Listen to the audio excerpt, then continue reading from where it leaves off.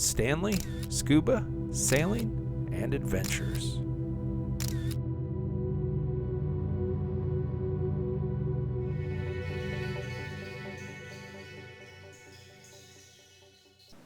You're here, I'm here. That must mean it's time to get out the travel journal and log another entry. We'll be diving in the Dominican Republic off the Catalina island, the Aquarium dive site. Almost as soon as the dive began, I came across this seahorse. This is a long snout seahorse, and they range in size from 2.5 to 4 inches, reaching a maximum of about 6 inches. And they're usually found in depths of water from 1 to 40 feet. I'm trying to get a good shot of it. I have the wide-angle lens on the GoPro. That's about as good as I could get. And then immediately I found another seahorse. This one really blends in with the red. This is a long snout seahorse as well. The wide-angle lens on the GoPro is making it difficult for me to get a close-up, and seahorses are relatively small. That's about as good as I'm going to get. I don't often see that many seahorses. It's kind of interesting that this dive started out with 2 right off the bat. This is the second dive of the day, and it started at just about 12:45. I recorded an average depth of 31 feet and a maximum depth of 39 feet. The dive lasted just over 50 minutes. This is a 4-eye butterfly fish, and I think they call it that because of that black spot near the tail. It almost resembles a second eye. And there's the second one. I almost always see them in pairs. Here we have a 3-spot damselfish. They range in size from 3 to 4 inches, reaching a maximum of 5 inches, and are usually found in depths of water from 1 to 130 feet.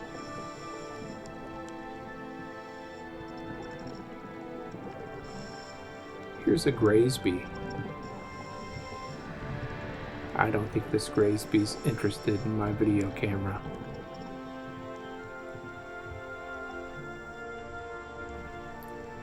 Here's another 4-eye butterfly fish. But where's the other one? It seems like they always travel in pairs. Well, at least most of the time, from my experience.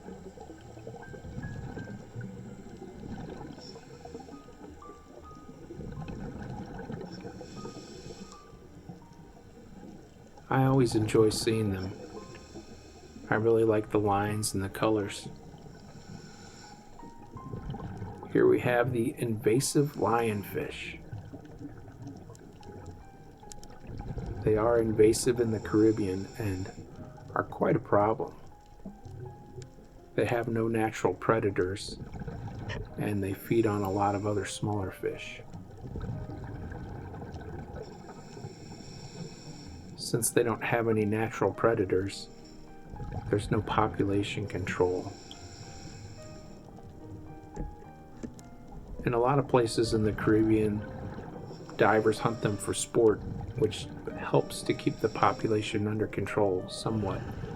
But they can be found in a variety of depths, so there are quite a few of them, and it's still a big problem.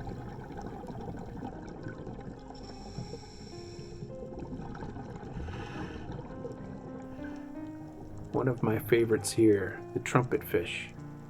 It's part of the seahorse family. I love those faces. That one seems like it almost has a little blue in the snout.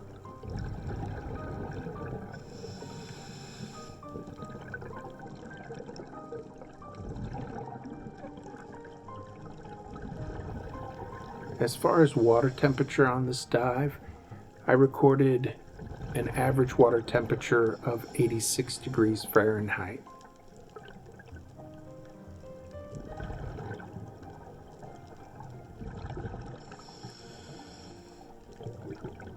It was a nice sunny day, and there's plenty of light from the sun coming through.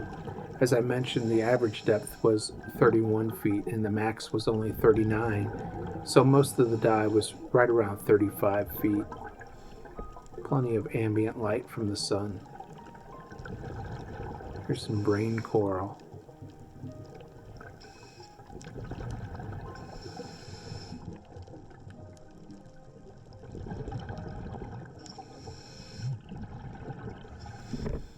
Looks like there's a channel crab back in this hole, but just no way for me to get the camera far enough back in there.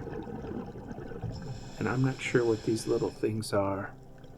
Baby fish or uncertain.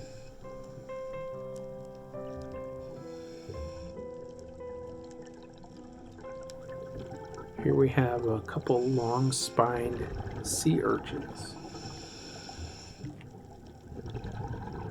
You definitely don't want to touch those.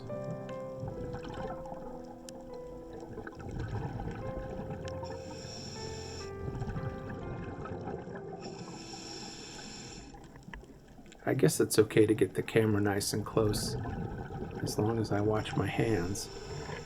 I guess those spines must be every bit of 8 inches.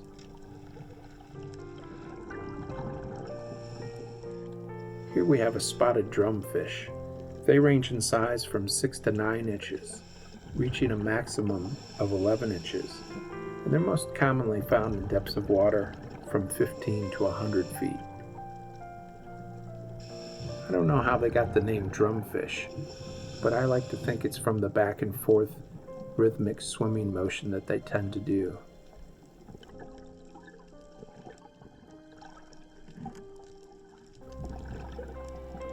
Here's another spotted drumfish. Beautiful fish.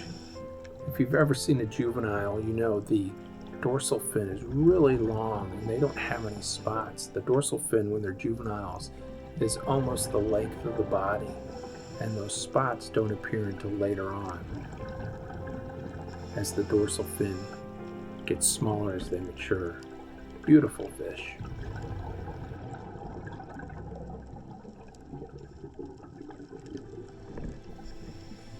Here we have a yellow stingray. They range in size from 8 to 12 inches, reaching a maximum of about 15 inches, and they're usually found in depths of water from 1 to 80 feet. They're characterized by the numerous spots and the snout and the tips of the wings being rounded.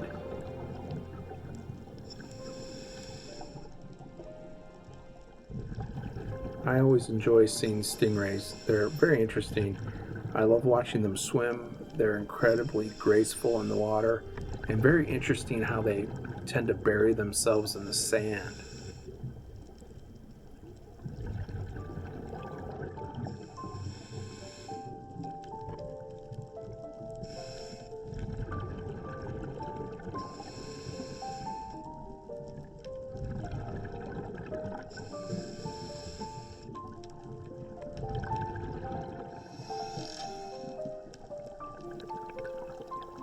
The spotted fish there with the red on the bottom is a stoplight parrotfish in the initial phase. Here we have some grunts. I believe we have a mixture of smallmouth grunts and French grunts. The smallmouth grunts have the straight lines and the French grunts have the lines that go in a diagonal pattern.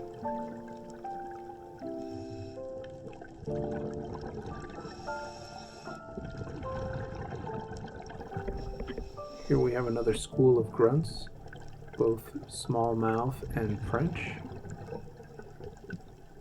I tend to see them both together in schools.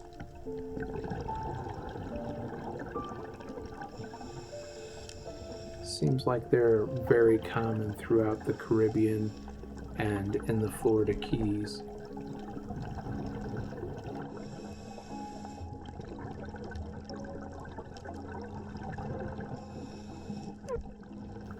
Here's a shot of my random dive buddies from the day boat.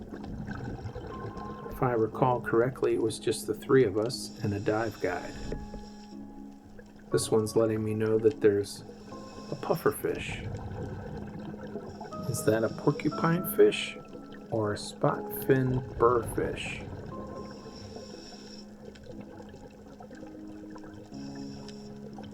This is, in fact, a porcupine fish. I encourage you to go read the description of both the porcupine fish and the spot fin burrfish, and you will see where my confusion comes in. I've looked at a lot of pictures and done a lot of research, and I'm pretty confident now that I can tell them apart. The porcupine fish range in size from 1 to 2 feet, reaching a maximum of 3 feet, and they're most often found in depths of water from 10 to 60 feet. So for me, the defining characteristic is that the spot fin burrfish, the spines are triangular shaped and they're always pointing up. So if you look at these spines, they're laying flat on the fish. You really can tell when I get in close here. See how the spines can lay flat? As far as I have learned from my research, that is the best way to tell them apart. Otherwise, if you read the description, they sound very, very similar. Anyway, leave me a note. Let me know what you think. Is that description accurate? Is that a good way to tell them apart? Or am I the only one that struggles with that? Just to be clear, because I rambled on a bit, this is a porcupine fish.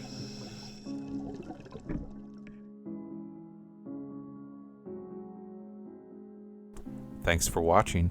Please don't forget to subscribe, like, and comment.